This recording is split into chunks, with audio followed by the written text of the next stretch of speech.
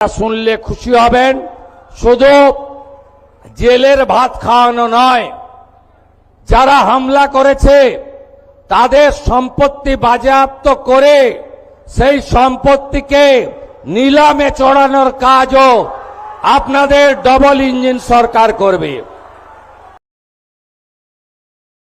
কিছু লোক একজন মাফিয়া স্ত্রীর নেতৃত্বে পুলিশ এবং প্যারামিলিটারিকে আক্রমণ করতে গেছিল। আমি এখানে এসপি সাহেব আছেন, আমি বলে গেলাম ভিডিওতে যতগুলোকে ছবিতে দেখা গেছে কেউ যেন বাড়িতে না থাকে, তাদেরকে আইনের আওতায় আনতে হবে এবং ভারতীয় ন্যায় সংহিতার অন্তর্গত রাষ্ট্রবিরোধী কার্যকলাপের যে ধারা আছে, আমি পুলিশ মন্ত্রী হিসেবে আপনাকে নির্দেশ দিচ্ছি, সেই ধারাতে এমন শিক্ষা দিন যাতে কোনোদিন কোন পুলিশ সরকারি কর্মচারী প্যারামিলিটারি যারা এসেছেন আমাদের সাহায্য করতে তাদেরকে কেউ আক্রমণ করার সাহস না রাখে। আপনারা শুনলে খুশি হবেন। শুধু জেলের ভাত খাওয়ানো নয়, যারা হামলা করেছে তাদের সম্পত্তি বাজেয়াপ্ত করে সেই সম্পত্তিকে নিলামে চড়ানোর কাজও আপনাদের ডবল ইঞ্জিন সরকার করবে। আইনের শাসন প্রতিষ্ঠা করাই আমাদের লক্ষ্য। সবাই ফলতায় অনেক দুর্নীতি হয়েছে।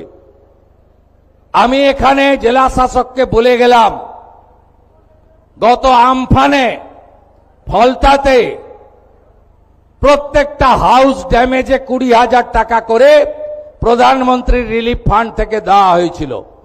20,000 ইউনিট টাকা চুরি হয়েছে, আমি তালিকা পেয়েছি, তারও ব্যবস্থা হবে। আর কিছুদিন আগে বিগত সরকার বাংলার বাড়ি বলে একটা স্কিমে প্রথম কিস্তিতে 8,000 বাড়ি, এখানে বাড়ি হয়নি, সেখানে 60,000 টাকা করে 8,000 ইউনিট টাকা তুলে নিয়ে চলে গেছে। কে তুলে নিয়ে চলে গেছে আপনারা জানেন। তাকে অভিযোগ আছে বিগত দিনে যিনি বিডিও ছিলেন তিনি সহায়তা করেছেন। বিডিওর বিরুদ্ধে যে ব্যবস্থা নেওয়ার আমাদের ভিজিলেন্স নেবে সরকারি।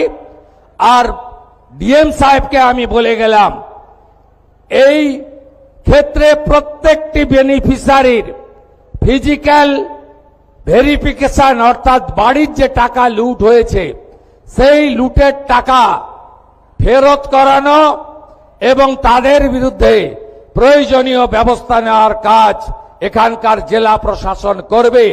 আমি এটা নজর রাখব।